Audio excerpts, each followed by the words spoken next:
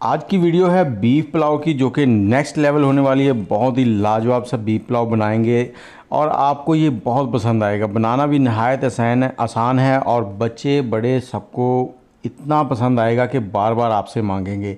तो चलें इसको बनाते हैं। वीडियो को आपने मुकम्मल देखना है ताकि आपका पुलाव भी बिल्कुल इसी तरह से बने और आपके चावल भी खिले खिले रहें। हमारे चैनल को सब्सक्राइब कर लें, बेल का आइकन दबा लें ताकि हमारी सभी वीडियोज़ आपको मिलती रहें। तो यहाँ पर बकरा ईद चल रही थी तो हमने कुर्बानी का गोश्त जो था वो रखा हुआ था और ये तकरीबन 2 किलो के करीब गोश्त है। इसको हमने अच्छे से धो लिया है, साथ ही इसमें थोड़ी बहुत फ़ैट भी है, चर्बी भी है। और धोने के बाद हमने प्रेशर कुकर लिया है, इसमें डालेंगे सारा गोश्त और इसका जो पानी है वो हमने स्ट्रेनर में रख के ड्राई कर लिया था। ये जो बीफ पुलाव होता है ना, ये इसके चावल हल्के हल्के चिपचिपे से होते हैं क्योंकि इसके अंदर जो फ़ैट होती है, चर्बी होती है ना, उसकी वजह से उसका अपना एक बन जाता है वो। अब गोश्त को प्रेशर कुकर में डालने के बाद हमने इसमें थोड़े से मसाले डालने, जिसमें नमक जाएगा 2 टेबलस्पून, क्योंकि 2 किलो हमारे पास बीफ है और हम 1 किलो 600 ग्राम जो है वो चावल ले रहे हैं। और चावल हमारे पास कायनात डबल स्टीम है।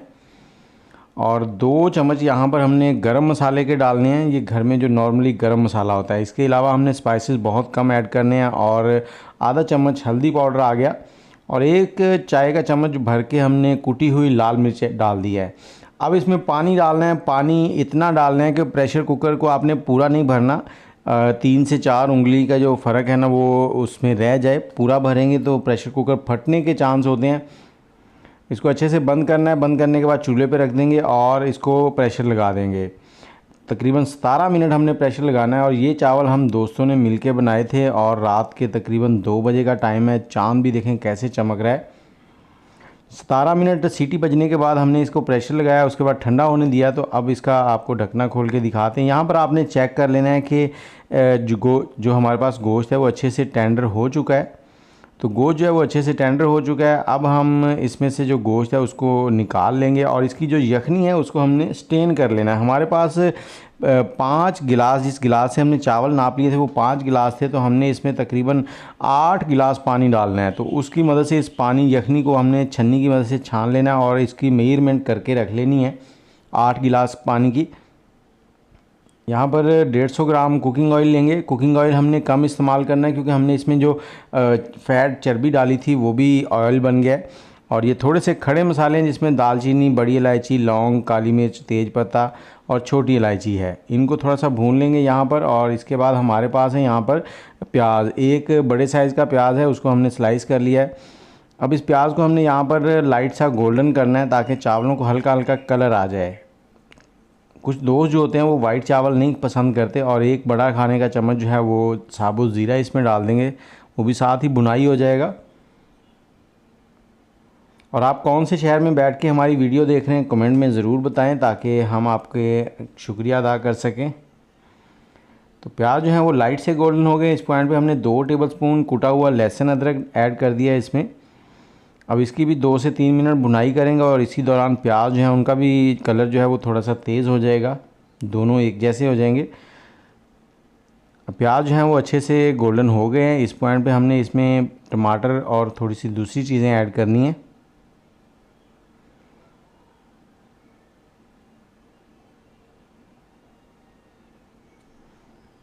तो अब हम इसमें टमाटर ऐड करेंगे। टमाटर हमारे पास तकरीबन 4 टमाटर थे जो हमने इसमें लिए हैं, दरमियाने साइज़ के।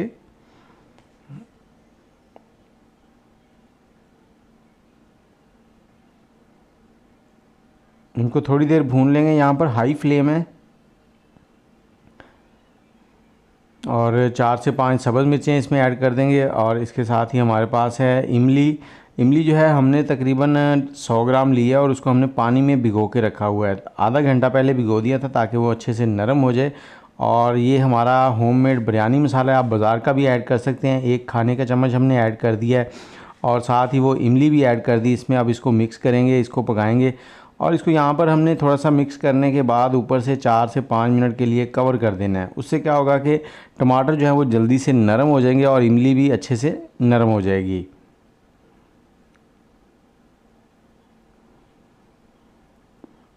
अब यहाँ पर देखें टमाटर अच्छे से नरम हो चुके हैं। तो जो गोश्त हमने बॉयल किया था वो इसमें डाल देंगे और इसकी हमने यहाँ पर 4 से 5 मिनट भुनाई करनी है। अगर आपका गोश्त ज़्यादा टेंडर हो चुका है तो भुनाई एहतियात से करें, क्योंकि उसमें गोश्त जब बिल्कुल बारीक हो जाएगा तो फिर वो मज़ा नहीं आएगा।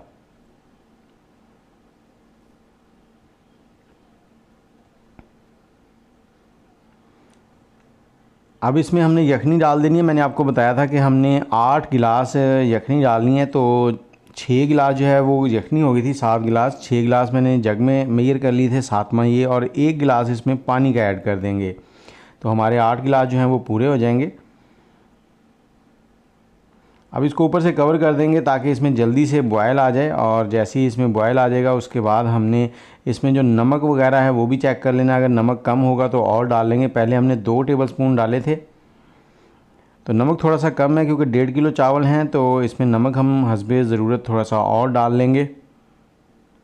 तकरीबन 3 टेबलस्पून 1.5 किलो चावलों में नमक जाता है, बाकी अपने अंदाजे से आप कम ज़्यादा कर सकते हैं।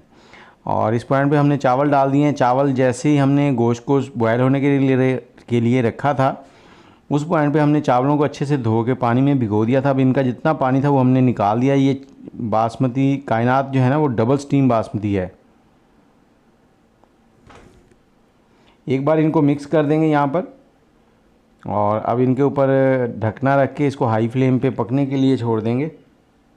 हमने इनका पानी जो है वो ड्राई करना है, और तकरीबन पानी जो है वो 90-95% तक ड्राई हो जाएगा तो हमने इसको दम लगाना है। अब ये 5 मिनट के बाद हमने इसमें हल्का सा चम्मच चला देना है ताकि चावल नीचे भी ना लगें और मिक्स भी हो जाएं।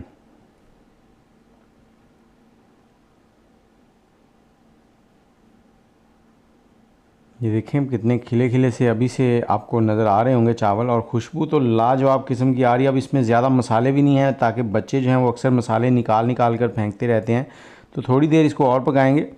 तकरीबन हमने चावल डालने के बाद इसको 10 से 11 मिनट पकाया था, और इसका पानी जो था वो ड्राई हो गया था। अब यहाँ पर पानी देखें काफ़ी हद तक ड्राई हो चुका है। इसमें चम्मच थोड़ा सा मिक्स कर लेंगे, तो जब इस स्टेज पे आ जाएगा तो इस स्टेज पे हमने इसको दम लगाना है। और दम कैसे लगाना है वो मैं आपको बताता हूँ। उससे क्या होगा कि आपके चावल नीचे बिल्कुल नहीं लगेंगे। थोड़ा सा पुदीना हमारे पास पड़ा है वो इसमें डाल देंगे खुशबू के लिए, और इसके बाद ऊपर रखेंगे एक कपड़ा।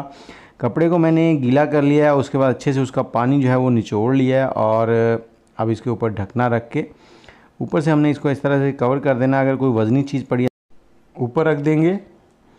अब यहाँ पर आपने एक तवा लेना है, चूल्हे के ऊपर रखना है, हाई फ्लेम पे इसको गर्म करना है, और इसके ऊपर रख देना है पतीला। 4 से 5 मिनट इसको हाई फ्लेम पे चलने दें। उसके बाद आपने फ्लेम जो है बिल्कुल दम वाला कर देना, और इसको 15 से 20 मिनट दम लगाना है, और दम खोलने के बाद फिर से आपने 5 मिनट इसको छोड़ देना है। उसके बाद आपने चावलों को खोलना है। तो देखें चावल कितने लाजवाब हैं। जैसे इसकी स्टीम निकलती जाएगी आपके चावल जो हैं वो खिले खिले से बनते जाएंगे। और ये है जी इसका फ़ाइनल लुक। और इसके साथ ही मुझे भी इजाज़त दें, और वीडियो अगर आपको अच्छी लगी है तो लाइक भी कर दें, कमेंट भी कर दें, और हमारे चैनल को भी सब्सक्राइब कर दें। ये आपकी तरफ से हमारे लिए प्यार होता है, जो कि बहुत ही ज़रूरी है हमारे लिए। और कमेंट में राय भी ज़रूर दिया करें। दुआओं में याद रखिएगा। अल्लाह हाफिज़।